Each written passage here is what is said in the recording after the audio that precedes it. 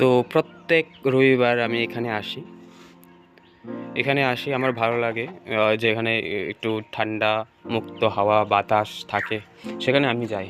যেমন আমাদের এখানে একটা বাগান আছে, ওই বাগানে আমি প্রত্যেক রবিবারে আসি। তো আসার কারণটা হচ্ছে আমি ভার্মি কম্পোস্টটা শুরু করেছি, কিন্তু সেটাতে ভালো ব্যবস্থা দিতে পারছি না, টাকারও কিছু সমস্যা আছে। তো আজ এখানে 20টার মতো ট্যাঙ্ক আছে, এরা 20টার মতো ট্যাঙ্ক ইউজ করেছে, সবগুলিতেই কম্পোস্টের জন্য তৈরি।